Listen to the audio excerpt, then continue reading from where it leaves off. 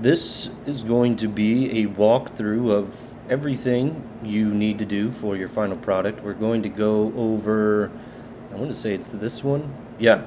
So I'm going to walk you through how this was created, and this is essentially, what you will be doing for your final product. You're going to want to choose your pictures by coming here to Schoology, going into your Project 1 folder here,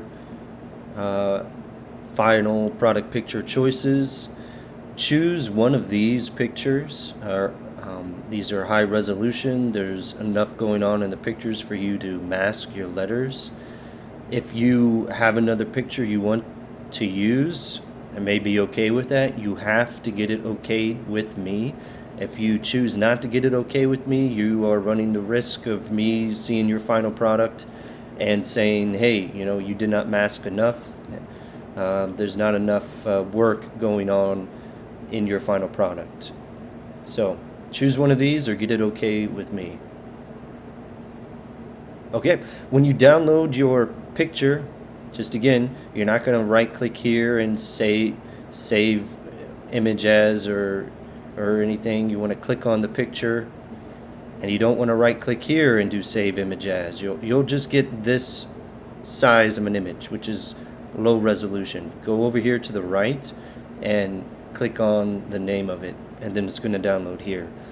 Second thing, don't just take your picture you downloaded and drag and drop it into Photoshop as you've been doing for your checkpoints. You're going to go to Photoshop, and you need to create, because this is a final product. For all your final products, they're always going to be size 13 by 19 or 19 by 13, however your composition fits the width and the height. Always 13 by 19, and make sure the resolution is always 300. That's very important for printing out as well, and it's a part of your grade. Just remember that. So create the new document first, and then you can go to your desktop, just click and drag that picture and drop it right here into your document. Okay, so here's the picture. First thing I recommend is, do some minor adjustments to the picture through your adjustment layer right here next to your layer mask. It's always normally a good idea to do a contrast, increase the contrast. It's the darks and the lights. So that's what I have going on in that one. And for my taste too, I typically increase the vibrance. I just like brighter saturated colors. So that is also an adjustment layer. And as you can see here, all of these adjustments come with their own layer mask.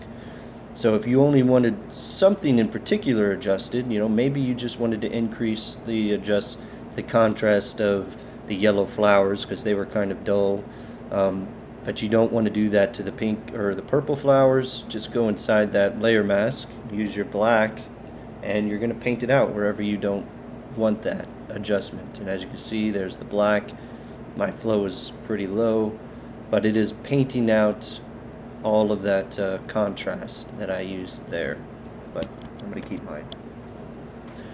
And then I just I did a little bit of clone work. I didn't like that bit of white right there, and there's something going down there, so I just kind of fixed up the composition a little bit. And then it's time to get into the bulk of your work. The bulk of your work is going to be making selections and masking. That's something you're going to do always in Photoshop, and it's a really important skill to learn how to do effectively. So the first thing you're going to mask is the frame, whatever frame you're creating, and you're going to use your shape tool for that. Come over here to your shape tool. If you click and hold, right, anytime you see a little triangle there in the corner, that means there are more tools underneath that tool. Just click and hold and you have more tools, and you'll just draw out your frame. And then over here, no fill, some color of a stroke, and then you're going to increase the size of that stroke to your liking. don't want this clipped in. There we go. So you don't want a thin one, obviously, because we want to be able to see it going in and out of the flowers and whatnot, and as well as the shadows. So when you create that and size it how you like and where you like, right click on it, because we want to turn it from an editable shape to just to a regular kind of JPEG or raster layer. So rasterize it, and there we go. So here's mine. The next step is to do all of your masking. So let's go over how to do that. I'm going to delete my mask here so I can show you. Delete layer mask. And you're going to need to zoom in. Hold your shift key to move around. And lower the opacity, because we need to see through the frame to see the flowers and how we want to mask. So just lower the opacity a little bit till you can see. And create your layer mask, all white, everything's visible, and now we need to start hiding. So most of this final product with the letters and the frame you can do just with your lasso tool carefully. You might need to zoom in. So I want my frame to go behind all of this flower right here. So carefully I'm going to draw out a selection around the flower. Don't have to worry about any of this. I'm just worried about this part where I want the frame to go behind. And there we go. So I got my selection. And the hotkey for filling in with black, if you have black as your background color, just make sure you're also over here clicked on your mask, and Command Delete will fill that in with black.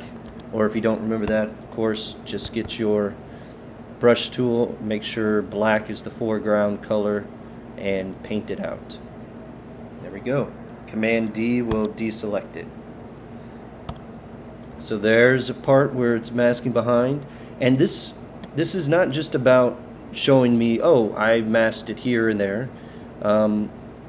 It's about all of the work involved in this final product, making masks where they should be, because the final product is about full inclusion of the frame and the type as much as we can into the picture. It's not about just showing me that you masked something here and there. So in other words, you're not just going to do that and maybe over here for the frame, this flower here, I want it behind. Command D to fill that with black, and then say, okay, I did the frame. Now I'll go on to the letters. No, I'm going to look at your final product, and you're going to lose points because here, behind this flower, you should have masked it. You should mask it behind this petal, right here. And I'm doing this quick, but you can see it's fairly easy with the lasso tool. I'm going to say, well, you missed that. You should have masked that. You see, I need to fix that. So if you do need to fix it, right, you just get a little bit better selection, and I want to bring that part of my frame back because I deleted too much, right? We're going to use white to bring back, so I'll just paint that back in right there, and get a little bit better selection here, paint in with black to remove it, and right here I could have done a little bit better job.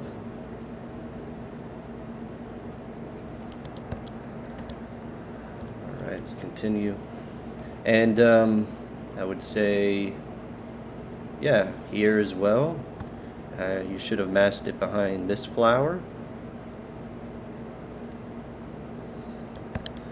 Going on, I would say definitely behind this flower, you should have masked it. So again, it's not just about saying, oh, I masked some, so I should get those cognitive skill points. Well, no, it's about the entire project and all of the work involved in that project.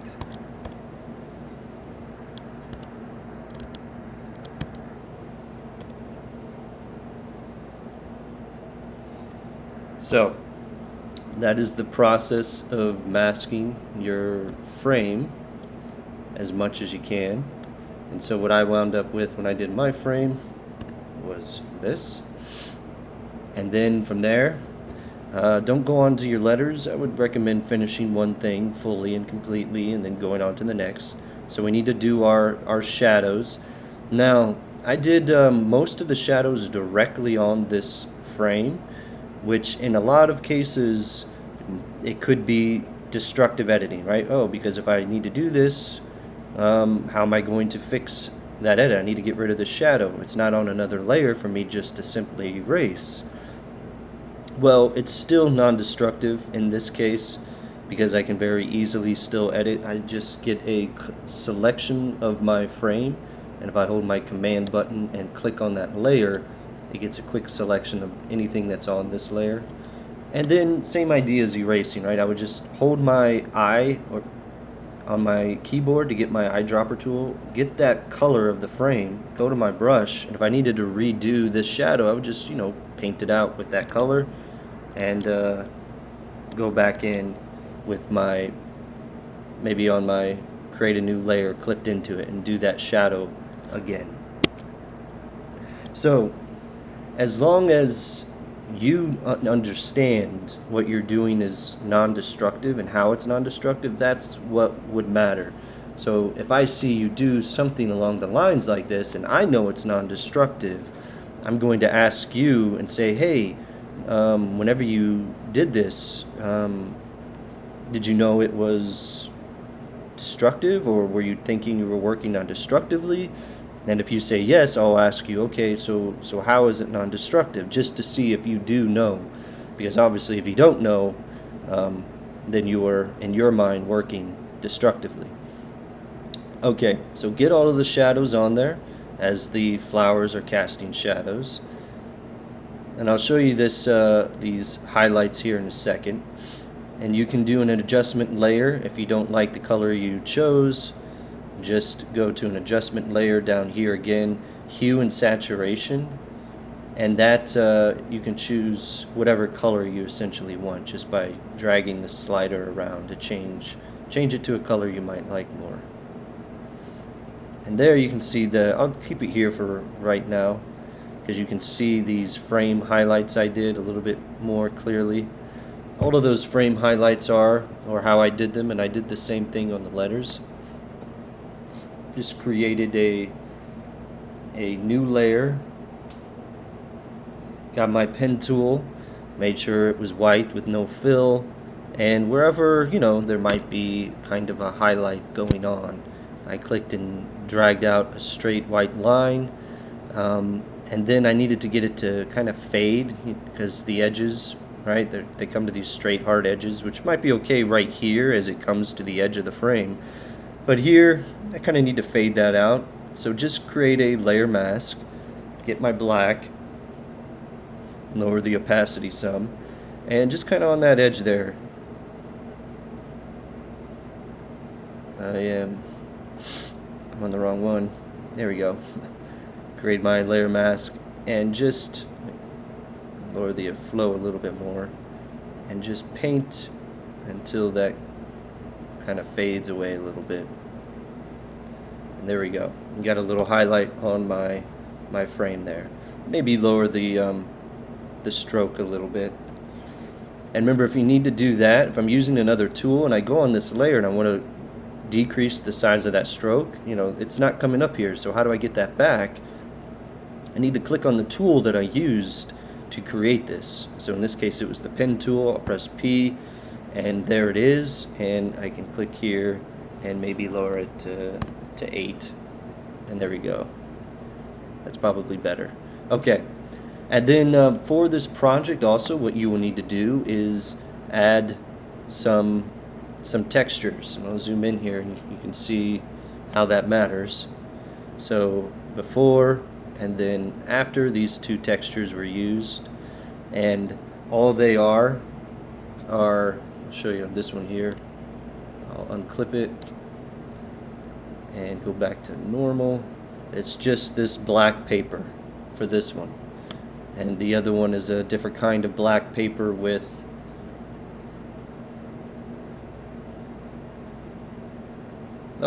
maybe I think I used that black paper twice on that. Just wanted to get more of it. And I'll set it back to what it was on. Difference for both of these, I think, clipped into it. So these are just clipped into the frame, and you just need to find the right blend mode. Typically when you have something that's black, right, you're not wanting to darken it and make it even darker. So this first group is the darken group. The second group is all about lightening it. Typically when you have something that's black, you either want to lighten it in order to get it to blend, or you want to use an overlay or a screen. In this case with yellow, difference worked best, so I'll go back to yellow.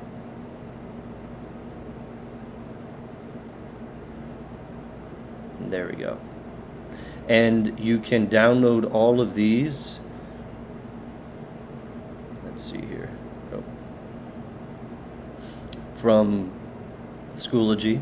You'll just go to the Design and Digital Resources folder, Overlay Textures, and then Dust and Scratches are good. I use that for the letters, as I'll show you here in a second. And then the two paper textures I used as well for the frame I got within here. Alright, so moving on. Next up, and I would recommend, to help keep your workflow understandable, once you've done everything for all of the adjustments and everything you clipped into and did with your frame, click on that last one, in this case the hue and saturation adjustment, and then click on the very first one, the frame, and then throw them into this folder group right here, and then you can double click and name that frame. Alright, which is what I did. So here they are in that folder. And then the next step is your type.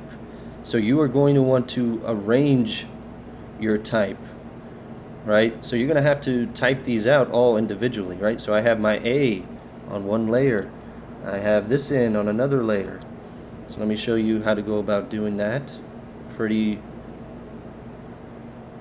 obvious. You'll get your type tool, click, type in your first letter, A. You can highlight it, go over here and select maybe the font that you want. You're going to want to use probably a thicker font so that you'll be able to see the letter a little bit more clearly as you're masking it. And then get the right size. And what I do for the size, you can highlight it here and then just drag this until it gets bigger. But what I like to do is just go to your move tool and then Command T for free transform, and you can just scale it that way. So there's the A, and now I'll just duplicate this A real quick by either Command J or dragging it to my plus icon, and there's a copy of A, and I'll drag that out. Might have to lower the opacity of these letters, because what you're doing is you're thinking about how you're going to mask these in and with your composition, your flowers. So this A would be the N.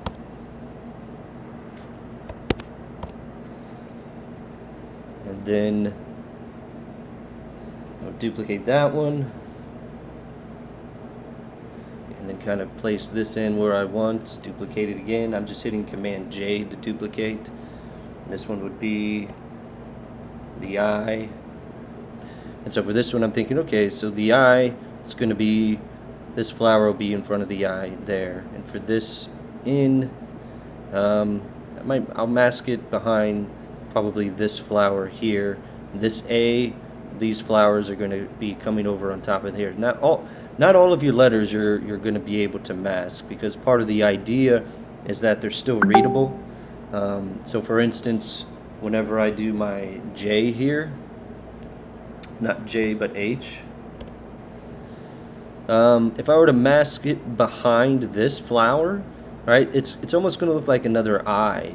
It's not going to be very readable as an H. So this one, not really much I can do. There's not going to be any masking involved with this one. But I want to get that as much as possible in order to get a better integration looking effect.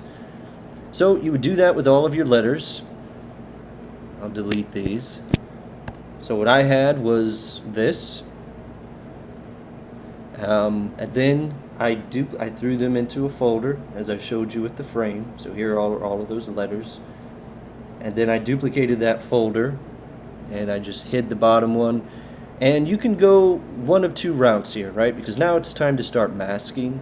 You can right click on this and go to merge group, and then now all of these letters are just all together, and I can just add a single mask to them and start masking. Or you can keep them all together here in this folder group and just add a mask to the folder group. And whatever I mask here, it's going to affect any letter I have going on here, right? So everywhere I'm masking, it's going to affect them. So whichever you prefer, because you can also clip any adjustment layer into this folder group as well. And this is where the work begins. So I'll just keep it clipped in this folder and work with this layer mask. And I need to lower the opacity of this so I can see through my letters to know how I'm going to mask. And again, this is where the work is involved.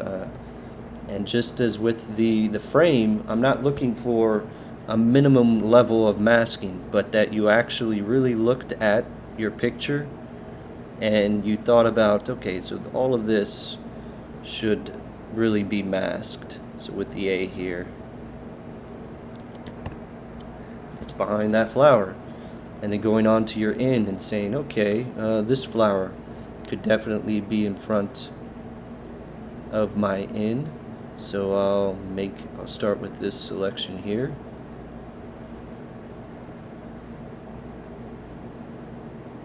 Make sure to get this flower well.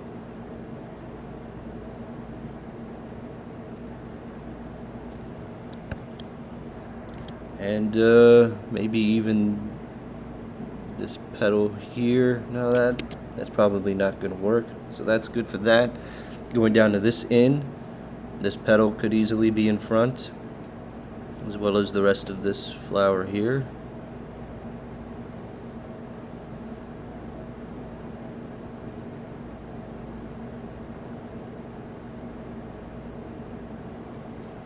And because my black is in the background, I'm just hitting Command Delete. And this flower here, this could be in front of this part of the N.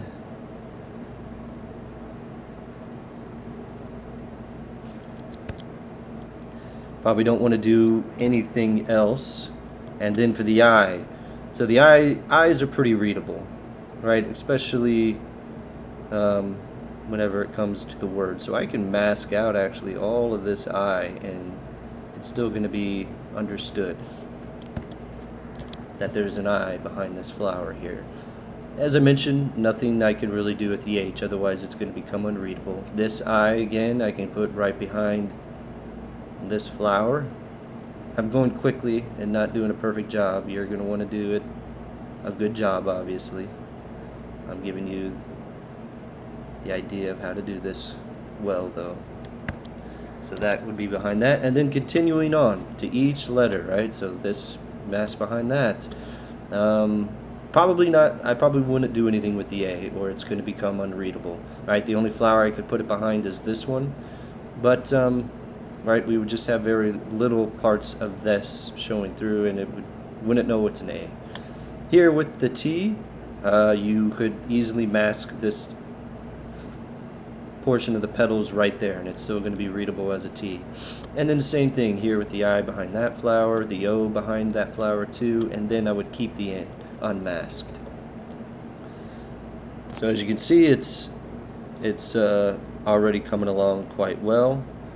I'm going to delete this, and you can see what I have going on here, just like that. So this was all of the masking done. And the next is to do all of the rest of the integration work. The next thing that I did was add a gradient to it, going from blue to purple, and that's as easy just creating the layer, clipping it into it, and then going to my gradient tool, clicking here, either creating a gradient down here, or if I have a gradient I like already that I've made from different things. Click OK, and then just drag out that gradient, and it'll cover it. And you can go in different directions and stuff. So one I created was that one. And then I did my text highlights. You can see them especially down here on the end. Same thing that I did with the frame, right? So for instance, if I wanted to do a highlight on this part of the L, just get my pen tool, create a new layer, and make sure, I think I'll leave it at 15, and it's white. And if you hold shift while you're drawing with the pen tool, it'll create a perfectly straight line. And then I'll click there. That's probably too large, so I'll come back, maybe put in 8. That's pretty good. Create a mask onto that shape, get my brush, get black in the foreground, lower the opacity, and just lighten. I'm just clicking a whole lot of times here until that lightens up enough that it's not such a hard line. I'm just clicking until I get the effect that I want. And there we go. There's a highlight. And after obviously, when you go to the pen tool, if I wanted to do more, I would need to create a new layer and do another highlight, do the same thing. So I would end up having a bunch of layers used with the pen tool. I would recommend, as I've done, just right, because I have them all just on this one layer, just select all of those pen tool highlights and then right click, merge the layers into one single layer. That way you don't have to deal with 50 layers you created to make that highlight. Okay, and then the next step, I did the dust and scratches. So this is what it looks like if I turn it back, and this is on Schoology, and it was set to overlay. Let's clip it back into the letters. And then I also did some black paper, set it to overlay as well, and you can just cycle through these to see the best effect that it might give you. So subtract does some too, but overlay or soft light I think works best. For this one I chose to overlay. And then I wanted to change the colors, so I did a hue and saturation, and then combined that with my gradient map here, and it got this effect. So I made the gradient map first, right? Double click there, and I just wanted the letters to be the same as the other colors going on in my picture, the purples and the yellows. And the reason why it was able to map to that is because of this gradient, right? If these colors were just a single yellow, then there's nothing for this gradient map to map to, right? It would just be one color still. But because I made a gradient, this gradient map mapped to those gradients. And then I just kind of discovered that whenever I created a hue and saturation layer and messed around with it, that I was able to get this color. And I couldn't have done that with the hue and saturation on top of the gradient map, right? If I did that, it changes the color because it's changing the colors of the gradient map as well.